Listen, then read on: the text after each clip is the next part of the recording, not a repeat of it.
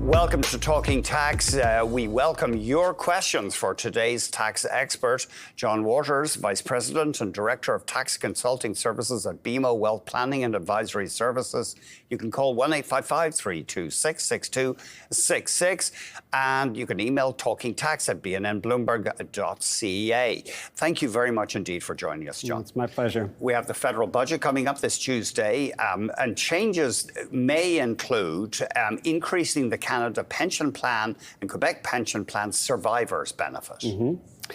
Yeah, that's one of the things that might be out there. Whenever we're looking at what might be in the budget, we like to look back at, obviously, the government releases within the last several months.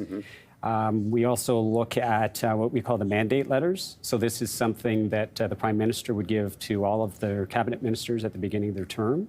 And so there's one for Chrystia Freeland, and we sort of go through the laundry list of things that are on that, items that they want to accomplish. And one of those was making that CPP and QPP survivors benefit increase by 25%. So we haven't seen that yet, so that's why it's a possibility for this year's budget. And very briefly, how does that work? Say I'm getting X dollars as a CPP contributor, I die, my spouse or partner would get what? Well, there's no simple answer to that. It's all a function of how much you've contributed, how much your spouse has contributed. So really, it's an amount when, like a pension, when someone passes away, that could continue on to your pension. So you might receive a higher amount. It might not change at all, for instance, if you're receiving the maximum. So it's really the maximum amounts that you could receive that could potentially increase. This fascinates me. There might be a career extension tax credit encouraging people to work longer. How would that work? Well, again, this is one of the things in the mandate letter that we haven't seen yet. And again, with people working longer and living longer and wanting to make sure that they don't run out of money, there could be an incentive provided in the form of a tax credit for older people to work longer and extend their career. Wow. Partly to address labour shortages? I suppose, yes. But yeah, I mean, we just got a lot of people that are wanting to work longer and living longer, of course, and wanting to make sure that they don't run out of money. Goodness. Will they ever let us rest? Anyway.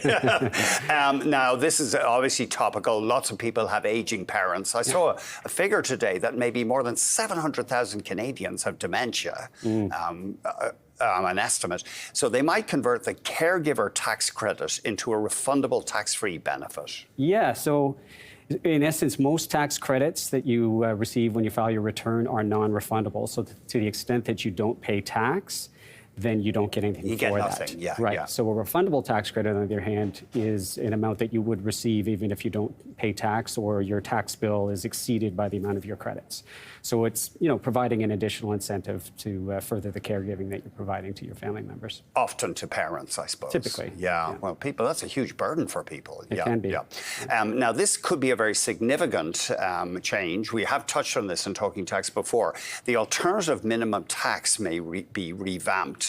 Remind us what the AMT is and what is the big change that might be coming. Right. So this was big news in last year's budget. It had been sort of telegraphed because, again, that was something in the mandate letter, something in the election platform for the Liberals.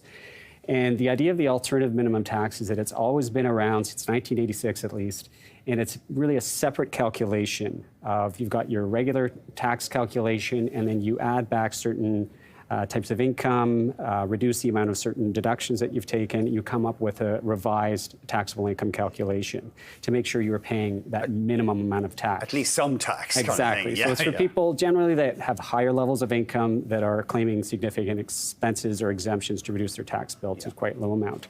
So in essence, you have to pay the higher of those two taxes. So that was announced in last year's budget. And there was some draft legislation that was introduced and caused a significant uproar, particularly around people with charitable intentions and making donations. There was a big concern of the charitable community that could impact the amount that they receive. So, the amount, we saw the draft legislation come into play in the fall, but it was not ultimately included in the second budget bill that was sent to Parliament in late 2023. So suggesting that the government is maybe thinking about it a little bit more, maybe make some tweaks, maybe delay. We don't know, but we're expecting to find out in Tuesday's budget. And small business owners could be affected here. Absolutely. There was a significant change, again, announced in last year's budget regarding employee ownership trusts. So business owners that have a business might look to sell to the employees. Obviously, employees amongst themselves wouldn't necessarily have the funding to buy out, but if through the form of a trust, which is a new structure that was proposed in last year's budget. Now, there was some talk in the community that maybe that wasn't enough, so there was some incentives that were put forward to what was introduced last year that were announced in the fall